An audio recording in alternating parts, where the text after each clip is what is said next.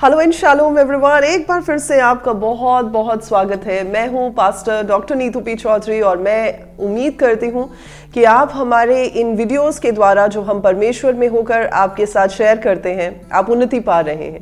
हमारा विश्वास है कि इन वीडियोस के द्वारा प्रभु आपकी जिंदगी में स्टेप बाय स्टेप आपको आगे लेकर जा रहे हैं और आप जिन बातों को पहले नहीं जानते थे या शायद किन्हीं बातों में कंफ्यूजन थी, अब वो कंफ्यूजन दूर होती चली जा रही है और आप अब और ज्यादा क्लैरिटी के साथ परमेश्वर के साथ चलने के लिए तैयार हो रहे हैं। हमारी यही कोशिश रहती है कि प्रभु यीशु मसीह की कलीसिया को प्रभु के आने से पहले तैयार किया जाए प्रभु के वचन के द्वारा, परमेश्वर के पवित्र आत्मा की हजूरी के साथ, ताकि जब प्रभु यीशु मसीह आए, जब अंतिम तुरी फूकी जाए, जब परमेश्वर को बादलों पे आते हुए हम देखें, तो हम परमेश्वर की कलीसिया तैयार पाई जानी चाहिए। चलिए, आज मैं आपके साथ एक बहुत ही खास विषय के ऊपर बात करने जा रही हूँ। एक ऐसा टॉपिक जो हर एक विश्वासी की जिंदगी में काम करता है। हर एक विश्वासी को इसके बारे में पता होना चाहिए और कोई भी जन ऐसा नहीं होना चाहिए जो इन बातों पर फॉल्टर कर पाए। तो ज्यादा समय ना लगाते हुए मैं आपके साथ शुरू करने जा रही हूँ उन बातों को जो कि आप कभी भी किसी के साथ शेयर ना करें। अक्सर इंसान की ये टेंडेंसी होती है कि हर एक छोटी बड़ी बात हम किसी ना किसी के साथ शेयर करते हैं और हम ये एक्सपेक्ट करते हैं कि दूसरा बंदा भी उस बात में कुछ और ऐड करके हमारी लाइफ में वापस भेजे। लेकिन कुछ ऐसी बातें हैं जो प्रभु नहीं चाहते कि आप दूसरों के साथ शेयर करें और आज उन्हीं 5 बातों को मैं आपके साथ बांटने जा रही हूं। पहली चीज जो कि आपको कभी भी किसी और के साथ शेयर नहीं करनी चाहिए या प्रॉबेबली उसका ढिंडोरा नहीं पीटना चाहिए, वो है आपके इंटरनल फैमिली मैटर्स। आपने देखा होगा कि कभी कभी हस्बैंड या वाइफ में कुछ भी छोटी मोटी नोकझोंक भी होती है तो वो अपने पेरेंट्स को इन्वॉल्व कर लेते हैं या अपने दोस्तों को इन्वॉल्व कर लेते हैं या किसी ऐसे इंसान को इन्वॉल्व कर लेते हैं जिनसे उन्हें उम्मीद है कि उनकी उस प्रॉब्लम को सॉर्ट आउट करेंगे। देखिए, हर चीज हर इंसान से बात करने के योग्य नहीं होती है। आप अगर किसी से शेयर करना चाहते हैं, वो ऐसे लोग होने चाहिए जो गॉडली एडवाइस के साथ आपको बताएं, जो वचन में क्या लिखा है उसके मुताबिक आपके कदमों को रहनुमाई दे सकें, बजाय इसके कि जो आपके फैमिली मैटर्स को देखकर खुश हो या उसको एक मजाक बनाकर रख दे। देखिए, जब परमेश्वर के वचन में होकर हम देखते हैं तो वहां पर प्रोवर्ब्स की किताब में यह बात कही गई है 17 के 9 में कि जो दूसरे के अपराध को ढांप देता है, यानी अगर आप किसी की गलती के ऊपर पर्दा डाल देते हैं, छोटी मोटी जो चीजें हैं उन्हें नजरअंदाज कर देते हैं, तो लिखा है कि वो प्रेम का खोजी ठहरता है। और अगर कोई बंदा उस बात की चर्चा बार बार करता है तो वो अपने बेस्ट फ्रेंड्स के बीच में भी जो है दरार डाल सकता है। सो आपके जो इंटरनल फैमिली मैटर्स है वो आपके इंटरनल सर्कल का हिस्सा है, वो वहीं तक रहने चाहिए। और एट द मोस्ट अगर आपको किसी से बात करनी है, वो लोग होने चाहिए जो आपके साथ अग्रीमेंट में होकर प्रार्थना कर सकते हैं, जो उस गैप में खड़े हो सकते हैं जो आप में और परमेश्वर के बीच में आया है, ताकि उस डिस्प्यूट को सॉर्ट आउट किया जा सके। लेकिन याद रखें, हर चीज सोशल मीडिया पर बताने के लायक नहीं होती। हर छोटी मोटी जो बात हस्बैंड और वाइफ के बीच में हुई है उसे दुनिया को बताना जरूरी नहीं होता। हर चीज जो आपकी जिंदगी में हो रही है, चाहे वो आपकी हेल्थ को लेकर है, चाहे वो आपके रिलेशनशिप्स को लेकर है, चाहे वो आपके बच्चों के साथ आपके नाते को लेकर है या आपके हस्बैंड या वाइफ के बीच की कोई बात है, वो सब चीजें हर बाहर के बंदे को बतानी जरूरी नहीं होती है। सो ये एक पहली चीज है जिसे आपको सेफ गार्ड करना आना चाहिए। आपको प्रभु के सामने प्रार्थना के साथ जाना चाहिए। आपको अपनी प्रॉब्लम को परमेश्वर के सामने रखना चाहिए, बजाय इसके कि आप लोगों को बताते फिरें कि आपकी आपस में क्या अनबन चल रही है, आपकी अपनी फैमिली में क्या ट्रबल्स चल रही हैं और आप उन्हें हैंडल नहीं कर पा रहे हैं। सो कभी भी इन चीजों को पब्लिश ना करें, उनको मैच्योरिटी के साथ घर के मेंबर्स के साथ बैठकर सॉर्ट आउट करें और उसे कभी भी एक पब्लिक स्पेक्टेकल ना बनाएं। कई बार ऐसा भी हो सकता है कि जिन लोगों के साथ आप अपनी प्रॉब्लम्स शेयर कर रहे हैं, उनकी तो अपनी प्रॉब्लम्स इतनी ज्यादा है कि वो आपकी प्रॉब्लम पर तवज्जो नहीं दे पा रहे। तो इस सूरत हाल में आप क्या करेंगे? ऑब्वियसली फिर भी तो आप प्रभु के सामने ही गिड़गिड़ाएंगे। तो इससे बेहतर यह है कि आप प्रभु के दरवाजे को खटखटाएं और अपने सोल्यूशन को प्रभु से ही पाएं। और एक चीज और आप देखें, जब आप पहला पतरस उसका 4:8 देखते हैं तो वहां पर यह बात कही गई है कि जब आप प्यार से भरे हुए होते हैं, आप लव में ऑपरेट करते हैं, तो बहुत सारी ऐसे सिंस हैं जिन्हें आप नजरअंदाज कर देते हैं, क्योंकि जिनसे आप प्यार करते हैं उनकी काफी सारी गलतियां आप ऐसे ही जस्ट इग्नोर कर सकते हैं। सो इसलिए कि बजाय इसके आप दूसरों की गलतियों को ढूंढते हुए, उन पर उनकी खामियों को ढूंढते हुए उन पर जजमेंटल तरीके से पेश आए, आप परमेश्वर से उनके लिए प्यार मांगे ताकि आप उन इंटरनल फैमिली मैटर्स को मैच्योरिटी के साथ और स्पिरिचुअल तरीके के साथ सॉर्ट आउट कर सकें। एक बात जो याद रखने वाली है वो ये है कि आप अपने घर के याजक हैं। You are a priest of your house. और एक प्रीस्ट का काम होता है उन प्रार्थनाओं को इकट्ठा करना। एक प्रीस्ट का काम होता है उस जगह को जिसको प्रभु ने उसे दिया है उसकी देखभाल करने का, परमेश्वर के सामने अपनी चीजों को, अपने चढ़ावों को चढ़ाने का। तो इसलिए कि बजाय आप अपने कोवर्कर्स के साथ, अपने कुलीग्स के साथ, अपने पड़ोसियों के साथ, अपने रिश्तेदारों के साथ, अपने हस्बैंड या वाइफ की या अपने घर की बदनामी करें, बेहतर ये होगा कि आप परमेश्वर के सामने इन बातों को रख के इसे सॉर्ट आउट होने दें। देखिए, जरा इमेजिन करके देखें कि जब मरियम को, जब वो प्रेग्नेंट थी, यूसुफ ने ये जानते हुए उसे तलाक देने के बारे में, उसे छोड़ने के बारे में सोचा। अगर ये बात को उसी समय प्रीमेच्योरली मरियम एलिजाबेथ के पास लेकर जाती और सॉर्ट आउट करने की कोशिश करती तो चीजें कितनी डिफरेंट हो सकती थी। उसने बड़े ही डिलिजेंटली परमेश्वर की मैच्योरिटी में होते हुए प्रभु को मौका दिया, समय दिया कि प्रभु उसकी जिंदगी में उस काम को कंप्लीट करे। तो इसलिए अपने घर के डिस्प्यूट को, अपने घर की इंटरनल मैटर्स को लोगों के साथ शेयर कभी भी मत करें। यह है पहली चीज। दूसरी चीज जो आपको कभी भी किसी के साथ शेयर नहीं करनी चाहिए वो ये है कि जब परमेश्वर आपको फ्यूचर प्लान्स और विजन्स दें, और जब परमेश्वर आपको वो ड्रीम्स दें जो प्रभु आपकी जिंदगी में करना चाहते हैं, तो उन्हें प्रीमेच्योरली दूसरों के साथ शेयर मत कीजिए। देखिए, जब आप वचन को पढ़ते हैं तो प्रोवर्ब्स, नीति वचन, उसके 29 चैप्टर में 11 आयत में ये बात लिखी गई है कि जो मूर्ख इंसान होगा, जो अनवाइज बंदा होगा, वो क्या करेगा? वो अपने मन की सारी बातों को खोल देगा। लेकिन जो समझदार इंसान होगा वो अपनी बातों को अपने मन में रखेगा और शांत रहेगा। अब ये क्या कहने का मतलब है कि जो आपकी जिंदगी में काम होना है, विरोधी या शैतान जिसे हम कहते हैं, वो उन सारी चीजों को नहीं जान सकता। वो नहीं जानता कि परमेश्वर का क्या प्लान है, परमेश्वर इस प्लान को कैसे जो है दिखाना चाहते हैं, उसे कैसे रियलाइज करने जा रहे हैं, कौन कौन से स्टेप्स हैं जो परमेश्वर आपकी जिंदगी में लाने जा रहे हैं। लेकिन जब परमेश्वर आप पर उन बातों को जाहिर करे और अगर आप सिर्फ उन्हें जो है लूजली टॉकिंग के साथ दूसरों के साथ शेयर करने शुरू हो जाएं और सबको बताना शुरू हो जाएं, तो ऑब्वियसली विरोधी को भी पता चल गया कि अब प्रभु क्या करना चाह रहे हैं। तो वो क्या करेगा? अननेसेसरीली आपके ऊपर स्पिरिचुअल अटैक्स को भेजेगा, उन कामों को रोकने की कोशिश करेगा जो प्रभु करना चाहते हैं, आपको डिस्करेज करने की कोशिश करेगा जो काम के लिए प्रभु ने आपको खड़ा किया है।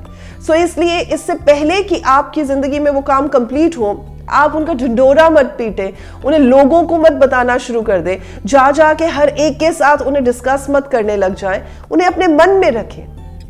जैसे आपने देखा होगा कि एक छोटा बच्चा जो होता है उसे कुछ समय तक बड़ा अच्छे से नर्चर करना पड़ता है, उसे संभाल कर रखना पड़ता है, जब तक कि वो अपने पैरों पर खड़े ना हो जाए, जब तक कि वो चलने फिरने के लायक ना हो जाए, उसका बहुत ख्याल रखना पड़ता है। ठीक ऐसे ही जो डिवाइन और प्रोफेटिक विजन्स परमेश्वर आपको देते हैं, जो ड्रीम्स परमेश्वर आपको देते हैं, जो फ्यूचर प्लान्स परमेश्वर आप पर जाहिर करते हैं, उन्हें आपको सबको बताना नहीं होता है, उन्हें सेफगार्ड करके रखना होता है तब तक जब तक कि वो कंप्लीट होकर लोगों को दिखाई देने ना शुरू हो जाए। अगर हम मरियम ही के एग्जाम्पल से सीखें तो जब परमेश्वर ने उसे विजन दिया, जब परमेश्वर ने उसे उस बात को कहा कि फ्यूचर में क्या होने जा रहा है, उसने जल्दी से जाके यूसुफ के साथ नहीं बातें शेयर करनी शुरू कर दी। She took her time। उसने उस चीज को रिसीव किया और उस चीज को बनने दिया अपने अंदर ताकि परमेश्वर बाकी के कामों को भी दिखा सके। देखिए, जब तक आप नहीं उस चीज को रिवील करेंगे तब तक विरोधी को भी पता नहीं चलेगा। आपकी इंटेल पर ही वो काम करके आपकी राहों में ऑब्स्टेकल्स ला सकता है। और जब हम अपने प्री मैच्योर उन फ्यूचर प्लान्स को लोगों के साथ शेयर करते हैं तो एक बहुत प्यारा एग्जाम्पल है जो कि हम यूसुफ की जिंदगी से सीख सकते हैं। जोसेफ को परमेश्वर ने एक ड्रीम्स दिए, परमेश्वर ने दिखाना चाहा उसे कि उसके फ्यूचर में प्रभु क्या करना चाहते हैं, और उसने जाकर सबको बताना शुरू कर दिया। और उसके जो जेलस भाई थे, जो उसके साथ कंपटीशन में रहते थे सारा समय, जो उसको बिल्कुल पसंद नहीं करते थे, उन्होंने क्या किया? ऑब्वियसली वो हम सब जानते हैं जो वचन में लिखा है। सो इसलिए अपनी प्री मैच्योर ड्रीम्स को और अपने फ्यूचर प्लान्स को जब तक वो कंप्लीट नहीं हो जाते, लोगों के साथ शेयर करना बंद करें। तो ये एक ऐसी चीज है जिसे आपको कंप्लीट कोर्स ऑफ टाइम देना चाहिए, जिसमें वो डेवलप हो, जिसमें वो तैयार हो और फिर दूसरों के सामने आ सके। सो मैं ऐसा कहना चाहूंगी कि अपनी स्पिरिचुअल मैच्योरिटी को उस जगह पर काम करने दें, अपनी यूथफुल इंपल्सेस को मत हावी होने दें अपने ऊपर। प्रभु जब तक आपको ग्रीन सिग्नल नहीं देते तब तक इमेच्योरिटी के साथ उन बातों को शेयर कभी भी मत करें। तीसरी चीज जो आपको कभी भी दूसरों के साथ शेयर नहीं करनी चाहिए वो है आपका फाइनेंशियल स्टेटस। आजकल शायद सोशल मीडिया के जमाने में एक होड़ है अपने आप को शो ऑफ करके दिखाने की, अपने स्टेटस को जितना है उससे भी बढ़कर दिखाने की, जो आपने लिया है उसको भी दिखाने की। लोग ये सोचते हैं कि दूसरों को ये पता होना चाहिए कि आप कहाँ वेकेशन कर रहे हैं, कहाँ हॉलिडे के लिए जा रहे हैं, क्या खा रहे हैं, किस रेस्टोरेंट में बैठ रहे हैं, कौन से कपड़े पहन रहे हैं, कहाँ शॉपिंग के लिए जा रहे हैं। जी नहीं, आपको सबको ये बताने की जरूरत नहीं है कि आपका फाइनेंशियल स्टेटस क्या है। वो आपका निजी हिस्सा है, वो परमेश्वर की ओर से मिला हुआ आपके लिए एक ऐसा ब्लेसेड हिस्सा है जिसे आपको सेफ गार्ड करना आना चाहिए। जब आप परमेश्वर के वचन में पढ़ते हैं, प्रोवर्ब्स की किताब में उसके 13 चैप्टर की 11 आयत में ये बात कही गई है कि निर्धन के पास माल नहीं रहता, परंतु जो अपने परिश्रम से बटोरता है उसकी बढ़ती होती है। कई बार लोग क्या करते हैं कि दूसरों के फाइनेंशियल स्टेटस को देखकर खुद भी कुछ गलत काम करके उस लेवल तक पहुंचने की कोशिश करते हैं। कई बार आप जो अपने फाइनेंशियल स्टेटस को फ्लॉन्ट करते हैं उसकी वजह से हो सकता है कि किसी और के मन में गलत धारणाएं आ रही हैं या गलत मंसूबे वो बना रहा है ताकि वो भी उस लेवल तक पहुंच सके जिस पर अभी वो नहीं है। तो वो अपने सही कामों को छोड़कर गलत कामों की ओर बढ़ने के लिए मजबूर होगा और फिर वो बोलेगा क्योंकि मैंने उसकी लाइफ को देखा था, वो भी मेरे साथ ही शुरू करके उसने कहां तक पहुंच गया और मैं क्या कर रहा हूं, अब मुझे भी ऐसा कुछ करना पड़ेगा। तो आप किसी को रीस ना दिलाएं, आप किसी के लिए ठोकर का कारण ना बने, लेकिन अगर परमेश्वर ने आपको ब्लेस किया है, प्रभु का धन्यवाद दें। मैं ये भी नहीं कह रही कि आप अपनी रिचेस को एंजॉय ना करें, मैं ये भी नहीं कह रही कि आप अपनी चीजों को खरीदें ना जो आप खरीदना चाहते हैं, पर अननेसेसरीली शो ऑफ करना परमेश्वर के वचन के अकॉर्डिंगली नहीं है। सो इसलिए आप अपने फाइनेंशियल स्टेटस को, अपनी स्टेटमेंट्स को, अपने अकाउंट्स को, अपने आपके पास कितना पैसा है, आपके पास कितनी इनहेरिटेंस है, उसे लोगों से शेयर मत करें। कई बार ऐसा भी हो सकता है कि एनिमिटी में होकर कोई आपके खिलाफ खड़ा हो जाए और फिर आप ही के लिए मैनिपुलेटिव होकर आपके लिए मुश्किल का या दर्द का कारण बन जाए। इसीलिए अपने फाइनेंशियल स्टेटस को जो है वो सीक्रेट रखना सीखें, उसे अपने तक ही लिमिटेड रखना सीखें। और एक बात और हमें समझने की जरूरत है कि कोई भी आपकी इसलिए इज्जत नहीं करेगा कि आपके पास पैसा ज्यादा है, कोई भी इसलिए आपकी इज्जत नहीं करेगा क्योंकि आप अपनी पैसे को फ्लॉन्ट करते हैं या आप पब्लिक वैलिडेशन पाने के लिए ये सब काम कर रहे हैं। Nobody would do that. लेकिन आप जो है उसके लिए आपको रिस्पेक्ट दी जाएगी, आपको आदर दिया जाएगा। इसलिए अननेसेसरीली मैड रैट रेस में मत फंसे, वो करें जो परमेश्वर के वचन के अकॉर्डिंगली है। और प्रभु के वचन के अकॉर्डिंगली आपको अपने फाइनेंशियल स्टेटस को जो है लोगों के साथ शेयर करने की जरूरत नहीं होनी चाहिए। प्रोवर्ब्स 27:2 में ऐसा लिखा है कि लोग तेरी प्रशंसा करें तो करें, तो अपने मुंह से अपने प्रशंसा मत करता रहे। तो ये जब चीजें आप दिखाते हैं या दिखावेबाजी में एक्स्ट्रा शो ऑफ करते हैं, तो आप क्या कर रहे हैं? आप ये जताने की कोशिश करें कि मुझे देखें, मैं कैसा हूं, मैं किस लेवल पर हूं, मैं क्या कर रहा हूं, मेरे पास इतना पैसा है या मैं ये चीजों को एंजॉय कर रहा हूं। देखिए, आपको जो परमेश्वर ने दिया है उसे परमेश्वर से धन्यवाद के साथ रिसीव करें। आपके मन में ह्यूमिलिटी और दीनता होनी चाहिए, आपके मन में परमेश्वर के लिए आभार होना चाहिए और आपके मन में परमेश्वर के लिए धन्यवाद होना चाहिए। जब ये सारी चीजें होंगी तो आपकी जिंदगी एक दीनता की जिंदगी होगी।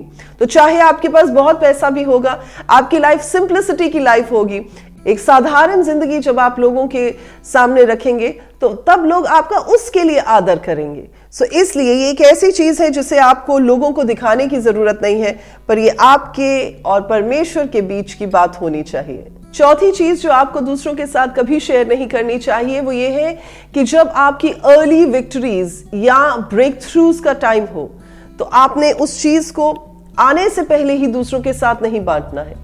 कई लोगों की आदत होती है कि अभी सिर्फ बात शुरू हुई होती है बिजनेस प्रोपोजिशन के लिए या कॉन्ट्रैक्ट के लिए, वो सब में शोर मचा देते हैं और उसके बाद वो काम ही नहीं बनता है। या जब आपको पता है कि आपकी जिंदगी में ये ब्रेक थ्रू आने वाला है, आप उसके सिर्फ साइंस को देख रहे होते हैं कि हाँ अब ये ब्रेक थ्रू, अब ये छुटकारा मेरी जिंदगी में आने वाला है, आप पहले ही शोर मचाना शुरू हो जाते हैं। देखिए, इससे पहले कि आप पब्लिकली इन चीजों को अनाउंस कर सके, परमेश्वर की टाइमिंग का इंतजार करें। देखिए, जब आप पहला शमूएल उसके चैप्टर नंबर 10 को पढ़ते हैं तो शमूएल जो है वो राजा शाऊल से एक बात कहता है। उसे कहता है कि इन चिन्हों को कंप्लीट होने दे और तू जानेगा कि परमेश्वर तेरे साथ है। तो that was between him and God, that was not कि वो फेसबुक के ऊपर सबको बताता हुआ फिर परमेश्वर मेरे साथ है, परमेश्वर मेरे साथ है। देखिए, आपको ये बात को प्रोजेक्ट करने की जरूरत नहीं है कि परमेश्वर आपके साथ है। आपके कामों से, आपकी जिंदगी से, आपकी वॉक से पता चलेगा कि परमेश्वर आपके साथ है। आपको ब्रॉडकास्ट करने की जरूरत नहीं है कि परमेश्वर आपके साथ है। तो जब आप परमेश्वर की टाइमिंग से आगे भागने की कोशिश करते हैं तो आप उस सारे काम को खराब कर देते हैं। इसलिए प्रभु नहीं चाहते कि आप उसे शेयर करें। और जब आप प्रोवर्ब्स की किताब उसके 21 चैप्टर की 5वीं आयत को पढ़ते हैं तो वहां पर यह लिखा है कि जो हार्ड वर्किंग बंदा होता है उसके प्लान्स के साथ भी बढ़ोतरी होती है, लेकिन जो इंसान उतावली करता है, जल्दबाजी करता है, वो अपना सारा काम खराब कर बैठता है। सो इसलिए आपके फ्यूचर विक्ट्रीज को और आपके ब्रेक थ्रूज को जब तक वो आ ना जाए, जब तक वो दिख ना जाए, तब तक लोगों के साथ शेयर मत करें और उन्हें सिर्फ अपनी प्राइड को बूस्ट करने के लिए इस्तेमाल ना करें। तो सोच के देखें कि अगर दाऊद ने पहले से ही शोर मचाना शुरू कर दिया होता कि प्रभु मुझे तैयार कर रहे हैं और मैं किसी बड़े काम के लिए तैयार हो रहा हूं और मैं ये करने जा रहा हूं, मैं ऐसा हो जाऊंगा, मैं वैसा हो जाऊंगा, तो ऑब्वियसली चीजें बहुत डिफरेंट हो सकती थी। उसने एक साइलेंट वॉरियर की मानंद वो चुप करके तैयार होता रहा जब तक कि वो काम सामने सबके दिख नहीं गया। सो इसलिए मेरे अजीजों, में आपको एक बार फिर से इनकरेज करूंगी कि अपनी उन विक्ट्रीज को जो अभी तक आपके हाथ में नहीं आई, वो कॉन्ट्रैक्ट जो अभी तक आपको मिले नहीं है, वो ब्रेक थ्रूज जिनको अभी तक आपने पाया नहीं है, उनका ढिंढोरा पीटना बंद करें। अब आप ये भी पूछ सकते हैं कि पास्टर नीतू, तो हम फिर पॉजिटिवली अफर्मेशंस ना करें? जी बिल्कुल करें, पर वो आपके कमरे में करने लायक अफर्मेशंस हैं। उन्हें दुनिया में ब्रॉडकास्ट करने की जरूरत नहीं है कि हम ये करने जा रहे हैं, हम वो करने जा रहे हैं। जब आप करेंगे तब लोगों को खुद ही दिखाई दे देगा। तो इसलिए शोर मचाना बंद करें। अगर आप परमेश्वर के जन हैं तो आपकी जिंदगी से परमेश्वर के काम दिखाई देंगे। ठीक ऐसे ही जैसे प्रभु यीशु मसीह ने अपनी मिनिस्ट्री को शुरू करने से पहले शोर नहीं मचाया, वो बेबी स्टेप्स में ही रौला नहीं पाना शुरू कर दिया कि मैं ये करने जा रहा हूं, मैं ये हूं, मैं वो हूं। लोगों को दिखाई दिया और प्रभु ने अपने काम को बढ़ाया।